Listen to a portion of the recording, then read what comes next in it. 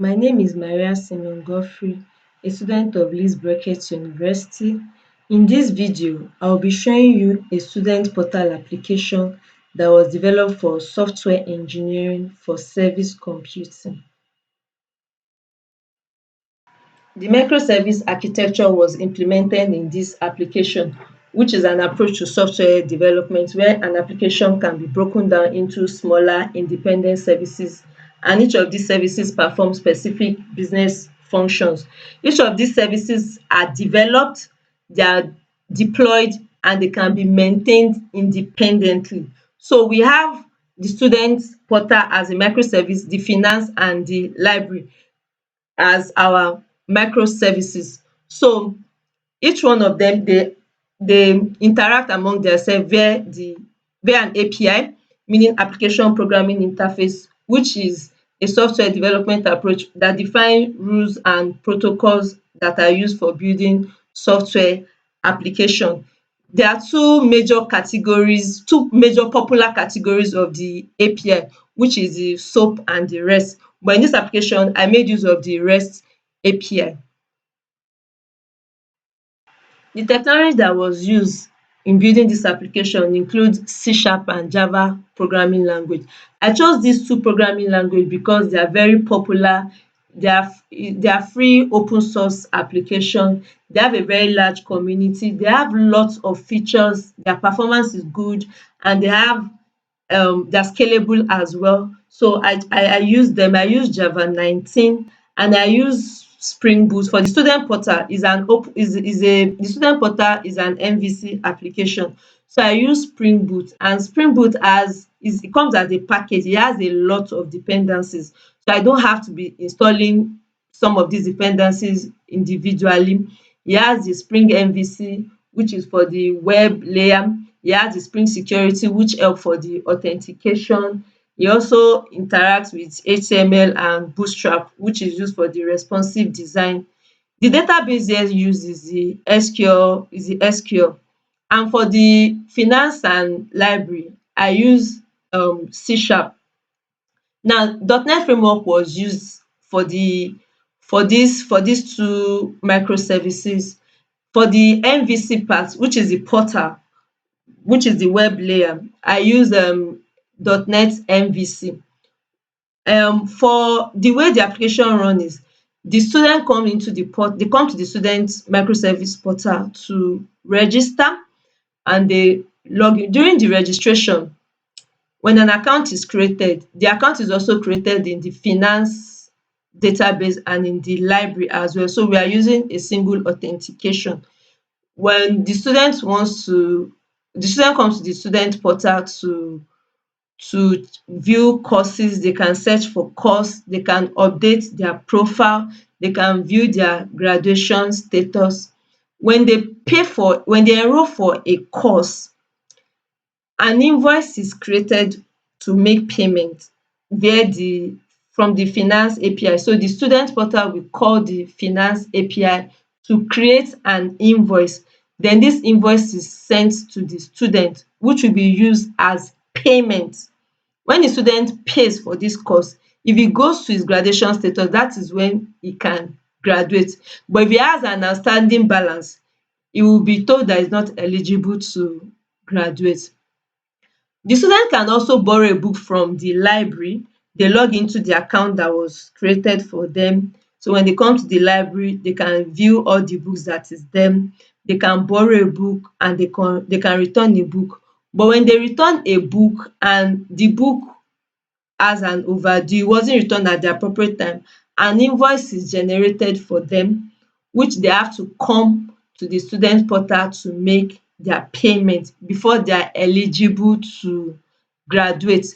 The library has two actors, which include the admin. The admin can add a book, e can view all the students that have used the library, e can view the books that are on loan, and e can see the overdue books as well. The Unified Modeling Language diagram is a standardized visual modeling language used in software engineering to create a visual representation of our object-oriented system. It helps to describe and analyze the software system. I made use of the class diagram, which shows the classes that we have and their methods, and it helps to show the relationship that is happening between the classes. This is the students portal area. I have two classes, the student class and the course. It shows the fields that I have, which I have here, the student ID, the email, and it shows their data type as well. You can see for the ID is a long, for the student ID is a string. So it shows that for all the classes that we have here, and the method as well. I have the register method, login method, update profile, check graduation status, that make use of this student class. For the course, I have create course method, view method, and you can see the various data type that I have. For the field, the data type is decimal. Now, I have this course enrolled class, which is the which uses the student ID and the course ID to form his own class. This composite arrow help us to show the relationship that exists in here. The method here is enrolled course and view enrolled course. I have only one actor here, which is just the student alone. For the finance, which is the payment, I have two classes, which is account and invoice. The method that uses this account is create account and get account, while the method that uses this invoice class is create invoice, get invoice, pay invoice. There's an enum here. So the library and the this type here, it calls this enum, yeah. And for the only actor that we have here is just the student alone. However, for the library, where I have two actors there, which is the student and an admin as well. The admin can add a book, e can view all book. The admin can create his own user, e can get all the user, student can log in and admin can log in as well. And an admin can view all the borrowed books, e can view all the student status, e can view all the books that have been borrowed, and the student can borrow a book here, they can return book, they can see the status of their account as well.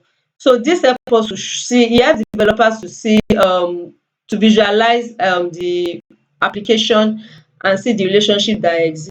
Here is the demonstration of the application. So as a student, I come here and I register, then let me see, my name is Yemi.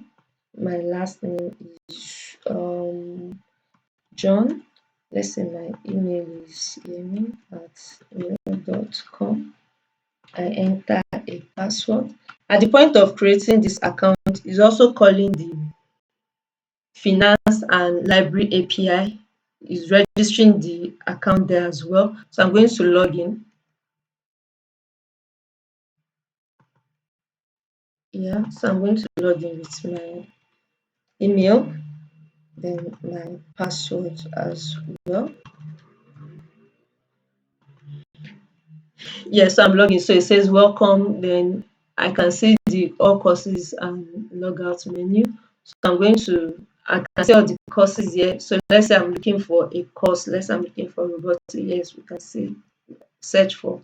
Okay. So I'm going to let's say enroll to project management is £200. Going to enroll. When I enroll, it's calling the finance API to generate an invoice. The response from the finance API is this invoice that it has generated for this fee. I'm going to copy this invoice.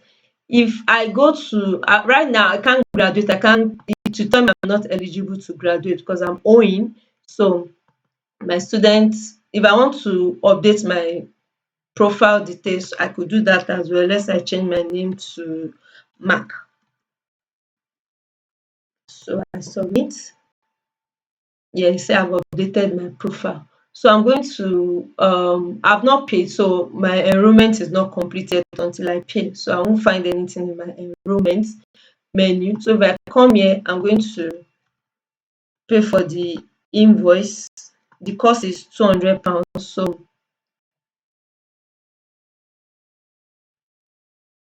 yeah, this is the amount, £200. This is the reference, and it says I have an outstanding tuition fee. So I'm going to pay.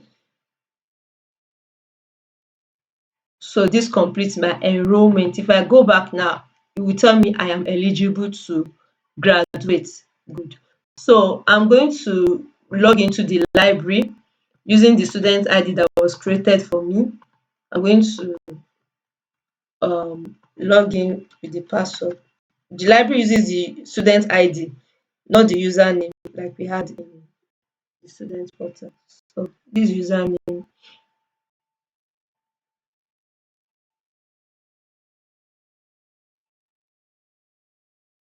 So I'm logging in as a student. Yes.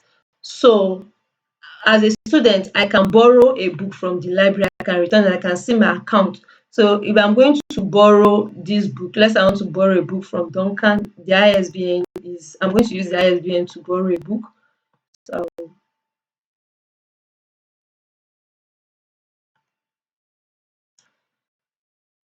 I'm going to borrow this book. Yeah.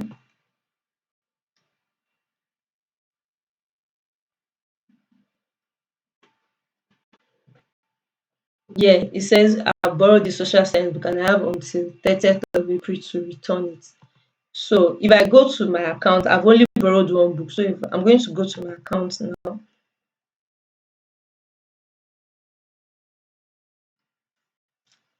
Yeah, my account says I've only borrowed one book and I've not returned it. It's not overdue yet, but I'm going to return this book right now.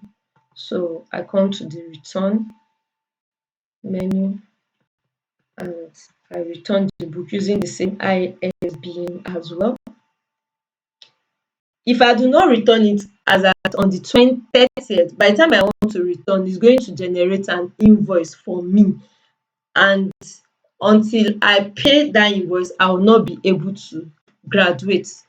So I'm going to log out from this student and I'm going to log in as an admin. The library has two actors, the student and the admin. So I'm going to log in as an admin now. So as an admin, my username is admin and my password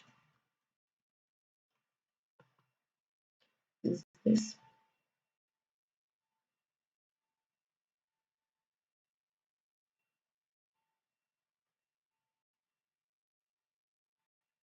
An admin can add book, it can view all the book, can see all the students that have used this platform, it can see the current loan and it can see the overdue. So I'm going to add a book. Let's say I want to add physics, the ISBN. Let me just copy one of this ISBN and change it. The author is let's say the author is Mark. The year is 2012. Is Mark Anthony. Let's say we have just 5 copies of this.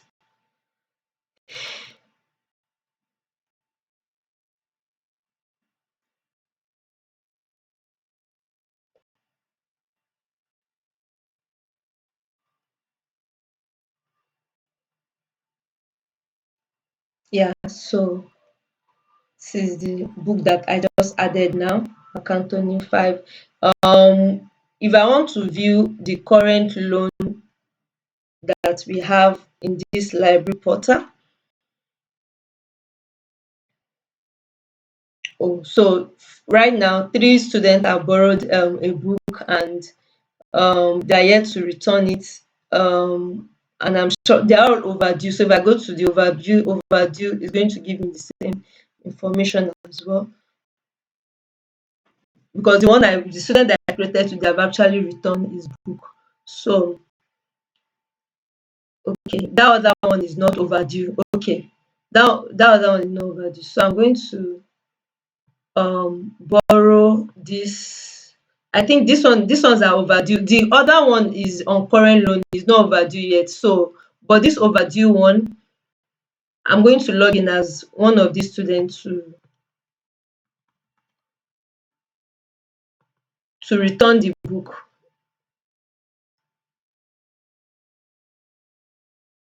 So if I log in with this student and I enter the password,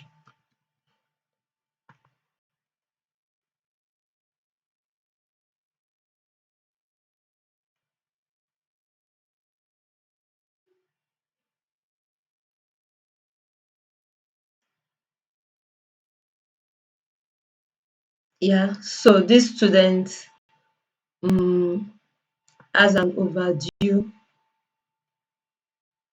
So I need to get the ISBN of the book that is not returned here, which is this one. So I want to return this book.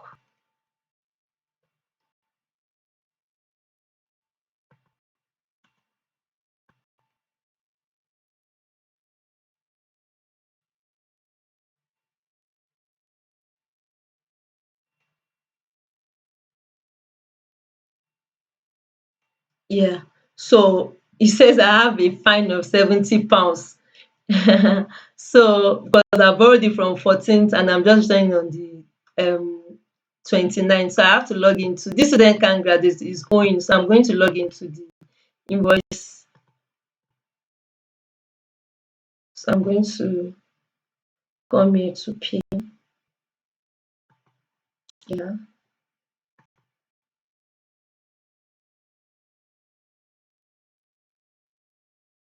Yes, I have a library fine of £70. So I need to pay. So having paid, this student now can graduate. Student have been so I've paid now. So everything is fine. So that's so having developed this application as a using the microservice architecture, we have seen how flexible the application is. I'll use Java to develop the student portal, while the finance and library was developed with C# programming language. Another advantage with microservice architecture is scalability. Each services can be scaled independently, and we've seen the resilience that occurs among microservices too, in the sense that the failure of one microservice doesn't affect the overall system. For instance, the library API can be down while the student portal and the finance is up. A student it means a student can still log in, can still enroll, and an invoice will be generated because the invoice API is not down.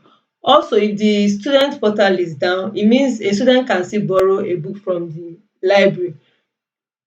So it means we can see the autonomy that occurs in student in the microservice. And microservice, another advantage of microservice is that it is faster to develop. So if you different team can actually develop a microservice architecture compared to the monolithic where only one person or is on one application that maybe one person or several people are working on, unlike microservice architecture where different team can work on it, and which makes it faster and quickly to develop an application.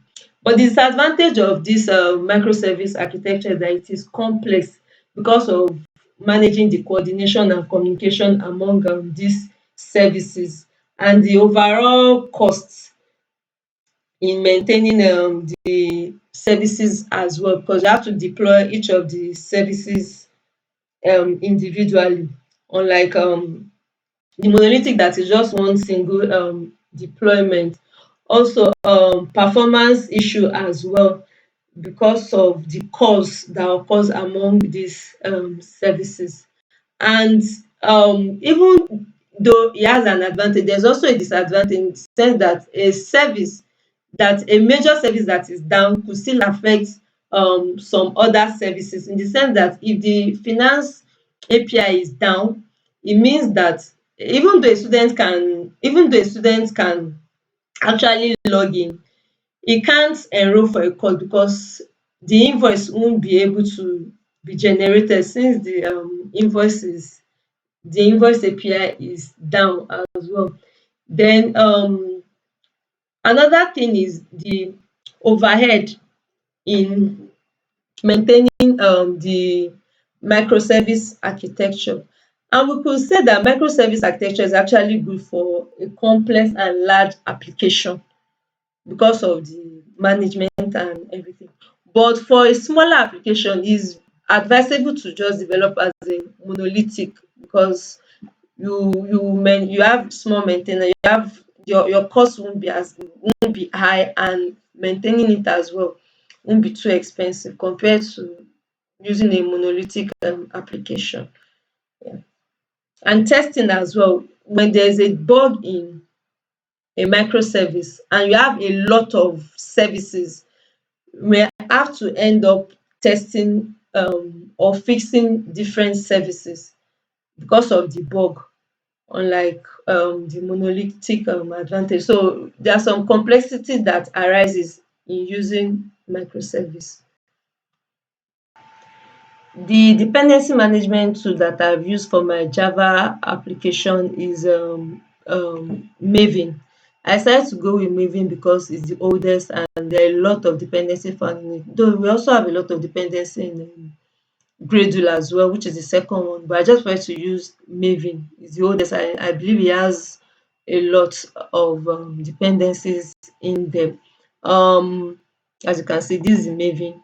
Um, Here I've used the data JPA. All these dependencies, they are external libraries and modules that we have imported into the application. The data JPA help for data access layer.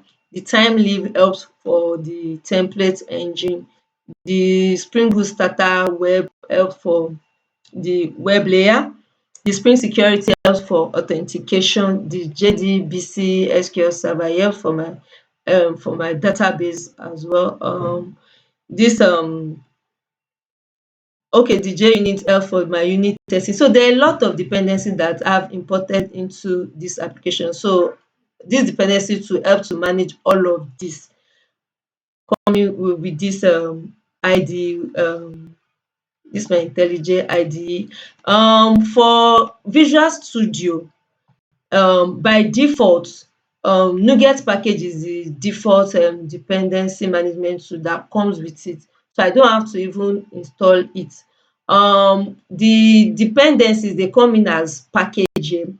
In here I've used JWT bearer, which helps for the token.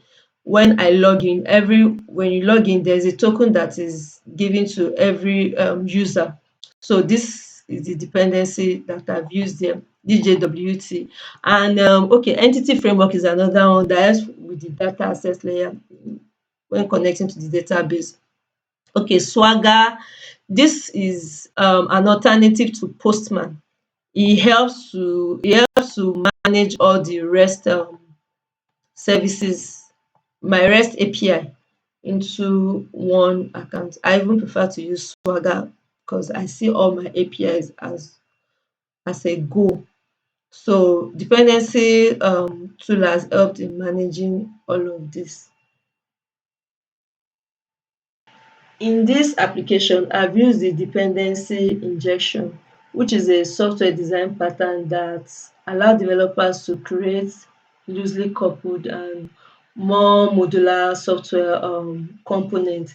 The constructor injection is the type that I am using, where dependencies are injected into the constructor of a class. So this constructor will take the parameter, um, we take the we take dependency as a parameter and assign them to an instance variable. So we don't have to use the new keyword. For instance, here now, this is my authentication controller. I'm injecting this student service as a dependency here. So so it's injected into the authentication controller. So having done this now, if I want to use the student service, I'll just call the student service directly. I don't have to use a new keyword. Like this is how I've implemented it. So for instance, I want to get a user, I just do student service dot find the student by email, and this is how this is implemented. For the service integration, the finance API and the library API was implemented as a RESTful API. The I decided to go with REST because it is lightweight and flexible. It is simple to use and it is easy to create as well. It's scalable compared to SOAP, which is the alternative. It has a better performance and it is platform independent. It can be used with it can be used on any platform or any programming language as long as it supports HTTP, and it is widely used in the industry. It has the method of post, get, delete, update, put. It's called put. And it returns a JSON objects as well, or an XML. For the student portal, I integrated this RESTful API using this annotation. The rest post, if it's for a post, you indicate that it is a post, then you put in the URL and the class. If it's a post that is expected to pass a class, then you put in your data. For a get, this is how I've implemented the get. And for the portal of the library that is integrating the API as well. In here, this is in C sharp. This is how we call an endpoint, a RESTful endpoint. This is how we call it. And for the implementation, this is, for instance, this is a CRUD operation, and is this is the post, get, put that we see as a method here. So if, for instance, if I want to get all method and see the JSON that is being returned, I just use a get and it fetches all the data and return it as a JSON. For the unit testing, I'll be using the Java. So I'm using NUnit for this, JUnit for this test. So I want to test find student by email. So I'm running that. It's checking the database for this email. And if it finds it, so it's asserting that this student um, with this email exists.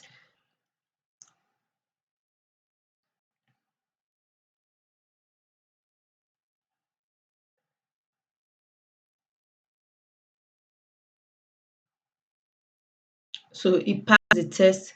And if I want to test get all student as well,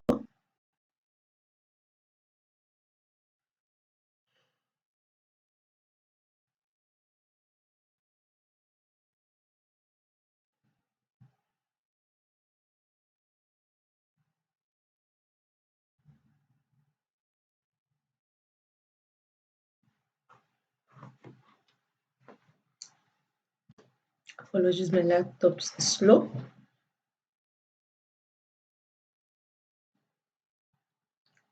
So it's running that as well.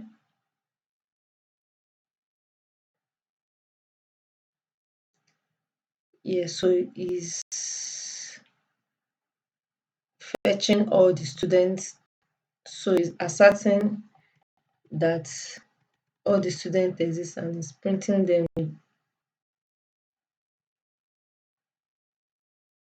Yeah, we got some list of students that was printed here. Yeah, so these are the various students that it fetches. And if you want to fetch an update as well, so we are updating this with this ID, we're updating this student, we're changing his last name to this, the student with this ID 1021. We're updating the last name.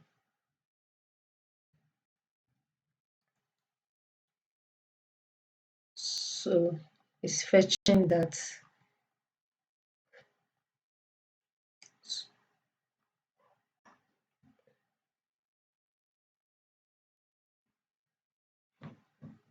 Yeah, that works as well. And also when testing a particular ID, so we want to get this particular student with this ID here, we're checking that it works.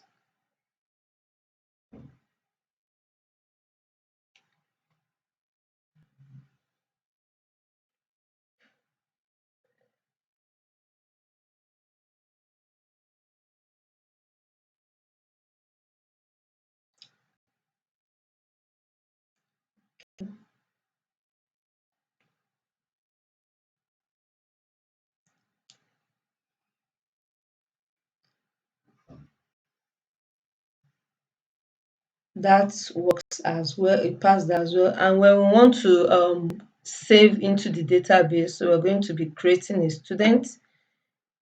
So we're testing that.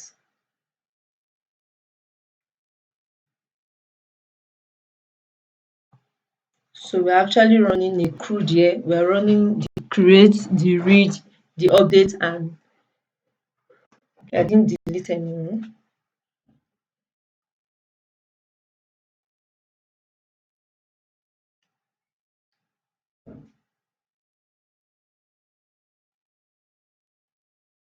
Okay, so that runs as well. So that ends my unit testing. So I'm using C sharp for the functional and integration test.